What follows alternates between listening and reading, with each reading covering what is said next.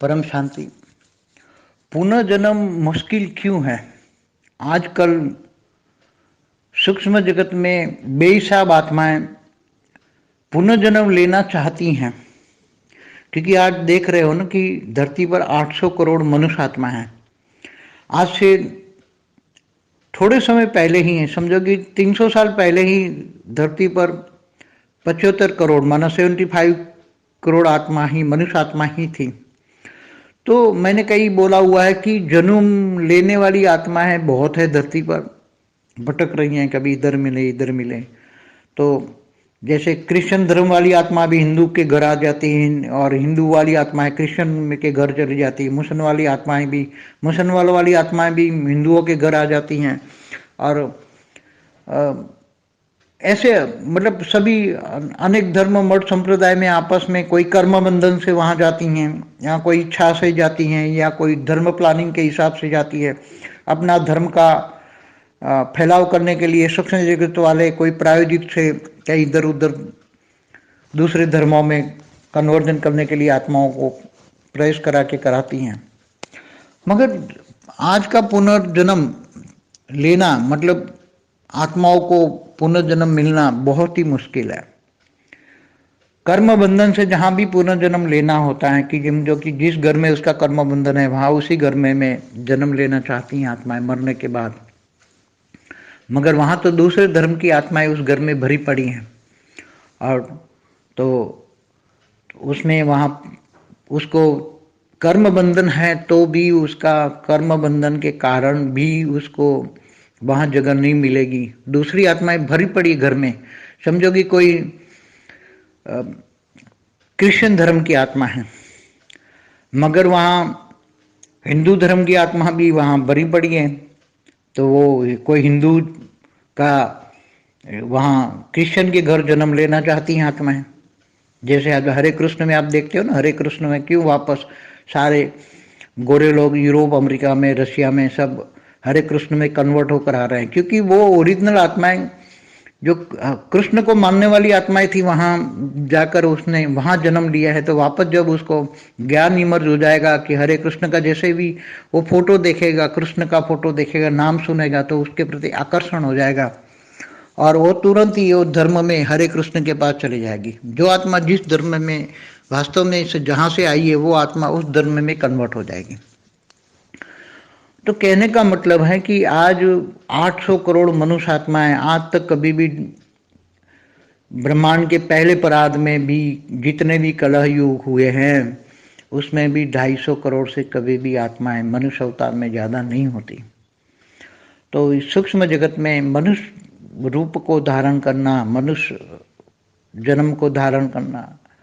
बहुत ही टकराव वाली दुनिया है। सूक्ष्म जगत में इतना आसानी से जन्म नहीं मिलता। अगर आत्मा गर्भ में भी,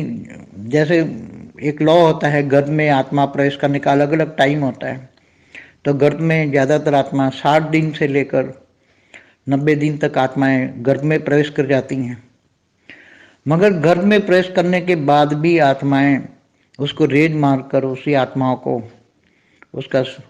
शरीर को, स्थूल शरीर को भी गर्भ में वो खत्म कर देती हैं, इसलिए गर्भपात भी हो जाते हैं। इतनी मुश्किल वाला हालत बहुत है, इसलिए तो इतनी ये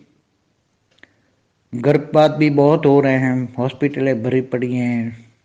रोगों से। क्यों? रोग भी सूक्ष्म जगत वाली आत्माएं भी रेज मार के रोग करती हैं। वो तो कई वीडियो बना चुका हूं, मगर आज मेरा मेन बताने का मकसद ये है कि मनुष्य चाहे तो भी जन्म ले नहीं सकता। जहां अपनी मन मुर्जी या कर्म बंधन से आत्मा चाहती तो भी नहीं ले सकता। अपने घरों में आत्माएं भरी पड़ी हैं मगर जन्म नहीं ले सकते। दूसरे धर्म की आत्मा उसके घर में आकर वो जन्म ले लेती हैं और वो आत्मा देखती रह जाती है, वो कुछ नहीं कर सकती। ऐसा हाल है आज की दुनिया में। इसलिए देखो कई मुसलमान के घरों में भी हिंदू धर्म का लड़का जन्म ले लेता है। मुसलमान के घर में हिंदू आत्मा का जन्म लेना कितना मुश्किल है, टू मच डिफिकल्ट। तो भी वहां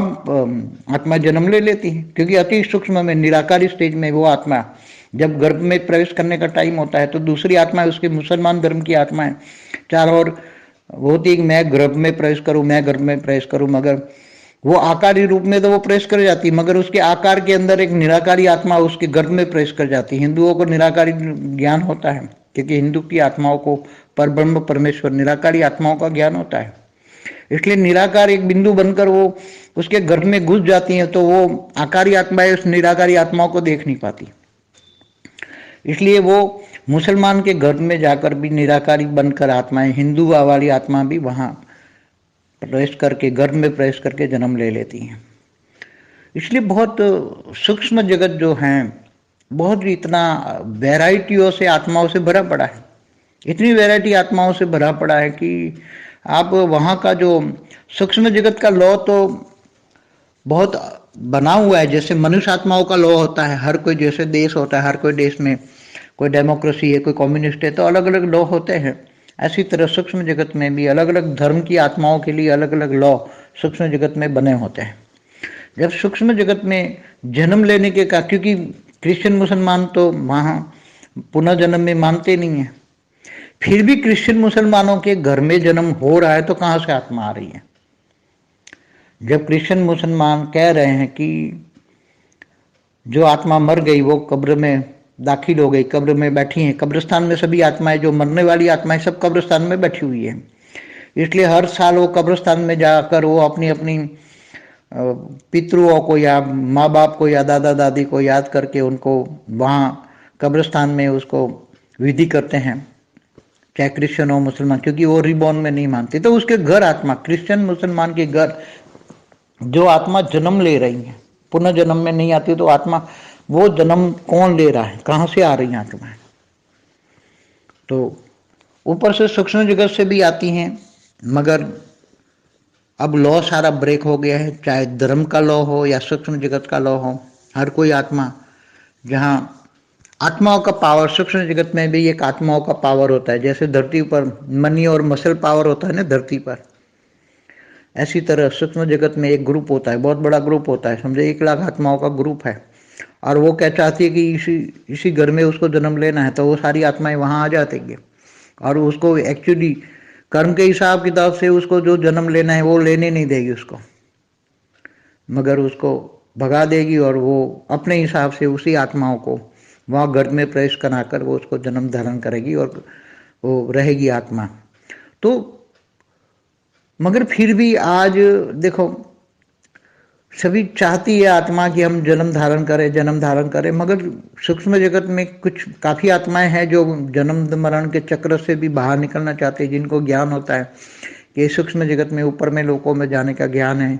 तो ज्ञानी तो आत्मा जन्म मरण के चक्र में नहीं आना चाहती, वो ऊपर के लोकों में जाना चाहती है। तो विकारी आत्माएं जो होती है, महाविकारी आत्माएं होती है, वो फिर से पुनर्जन्म मरण के चक्र में आती हैं,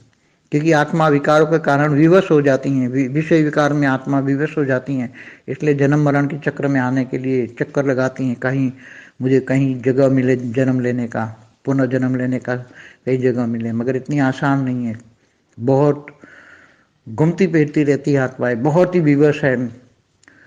विकारी आत्माएं, विषय विकारी आत्माएं बहुत विवश है, वो चाहती है कि मैं जन्म लूँ, मगर कहीं जन्म मिलने का स्थान नहीं मिलता, कोई माँ नहीं मिलती। तो ऐसी आत्माएं बहुत ही सूक्ष्म जगत में बहुत ही विवश हैं, इसलिए कई छोटे से बच्चों में भी आत्माएं प्रवेश कर जाती हैं, उसको जन्म नहीं मिला है तो वो 2 महीने का बच्चा है तो मगर वो 2 महीने के बच्चे में या 1 महीने के बच्चे में वो प्रवेश कर जाती हैं, वो पता किसी को आज तक नहीं है, किसी को नहीं पता है, क्योंकि वो और उसी आत्मा में अपना कब्जा कर लेती हैं, और एक शरीर में 2 आत्मा हैं उस पर टोटली कंट्रोल हो जाता है उसी आत्मा का, और किसी को पता भी नहीं लगता कि एक शरीर में 2 आत्मा हैं। ऐसे बहुत हैं, अनेक राज भरे पड़े हैं आत्माओं के, एक शरीर में 2 आत्मा है, 3 आत्मा है, ऐसे प्रवेश कर जबरदस्ती प्रवेश करके एक दूसरे को कंट्रोल करके कभी वो कभी वो कभी वो, तो ऐसी आत्माएं बहुत ही बड़े राज है पुनर्जन्म के। परम शांति।